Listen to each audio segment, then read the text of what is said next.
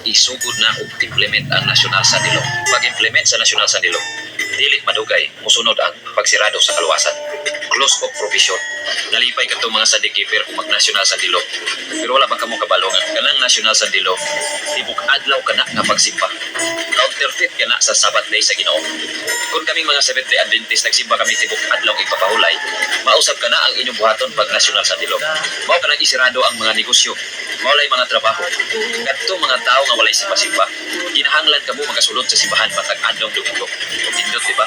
Pero matingala ka, ipag-abot na ng panahon na stricto ka na kaayo. Moabot ka na sa punto nga himuon ka ng balaod nga pagpatyong ka ito magasupa sa Sunday law. Nagkanoon niya ang mga Sunday keeper nga makarealize nga sayop ang ilang isunod nga Sunday Sabat. Pero nakadelikado, kay ni close ang provision. Sirado ang kaluwasan sa Ginoo nga gihatag. Nganong ni sirado?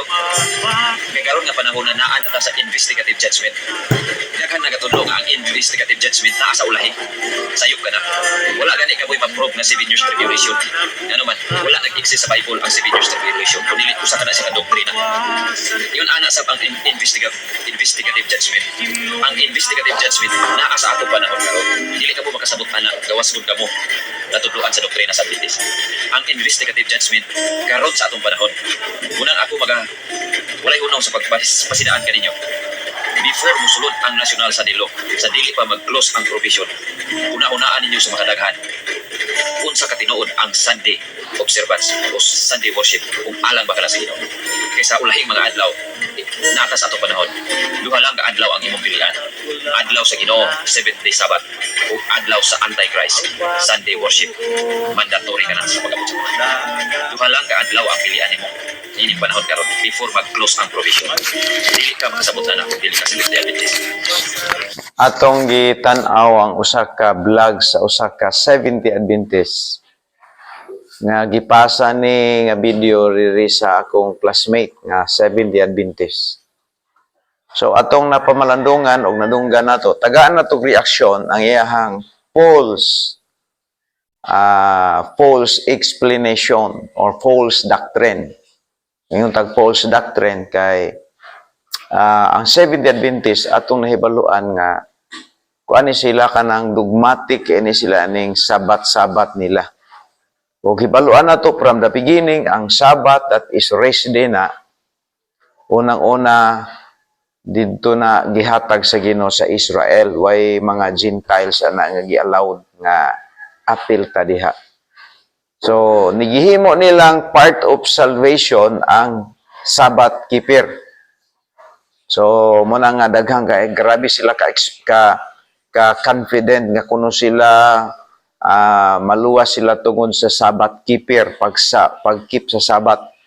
O ilang gihunahuna nga ang nagsimba sa ang nagselebrar sa Sunday mao kuno ni ang mga followers ni Antichrist. But you know what?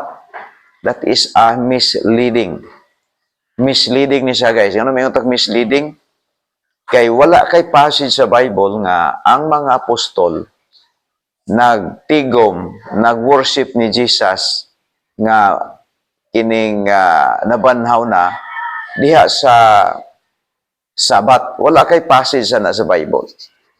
Kung imong ayog basa ang Bible from Matthew to Revelation, wala jud kay mabasa diha nga haman nga si Kristo namatay ug nabanhaw miuli sa langit.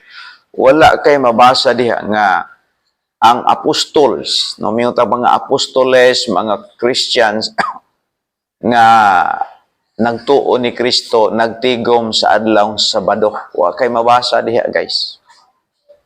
Ang mabasa nimo diha dunay 7 ka bersikulo sa Biblia nga ang mga followers ni Jesus Christ nagtigom didto sa pagkabanhaw ni Kristo. Mas pagkabanhaw ni Kristo, nagtigom sila sa first day of the week. Muna nga kining iyahang mga explanation dinhi, kung wala kay Bible knowledge, wala kay Bible knowledge, mo gamit pag investigative kanang term nga investigative nga karon kuno ang judgment investigative kani. So kana nga term, guys, usa ka dako na siya nga kinibang bakak. Kay sa Bible, sa John 3:18, ingon ang Bible, kung mutuo ka ni Jesus Christ, dili ka silutan. Apan kung dili ka mutuo ka niya, gisilutan na.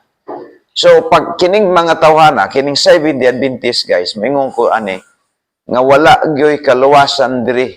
Mingon ko walay kaluwasan diri. Kaya ang ilang gipataas o gipadako dinhi, dili si Kristo, kundi ang adlawng Sabado. Muna nga walay kaluwasan sa Seventh-day Adventist.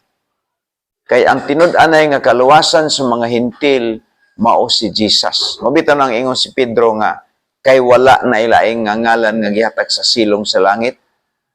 Sa Buhat 4:10 paingon sa 12. Ang ngalan ni Kristo. Wala man si Pedro nga kay wala na nga adlaw nga gihatag sa silong sa langit nga makaluwas.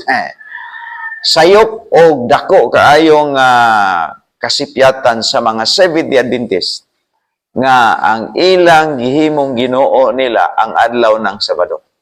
Guys, kita nga Baptist, moingon ko ninyo nga kita ang pinakabulahan nga tao kay dili ang adlaw ang atong gipakadako, dili ang tag-iya sa adlaw nga mao si Kristo. Now, unsa may mga passage sa Biblia nagpanghimatuod nga kining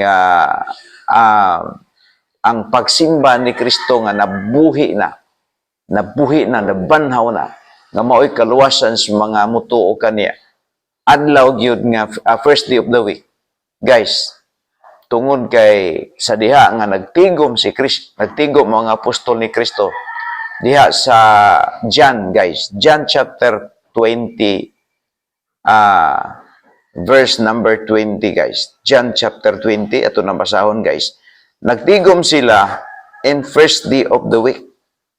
Na ginay mabasa kaning ila, kung naa may mabasa nila tuwa na sa karaang tugon, wala sa New Testament. Mao na nga dako kayo nga misleading,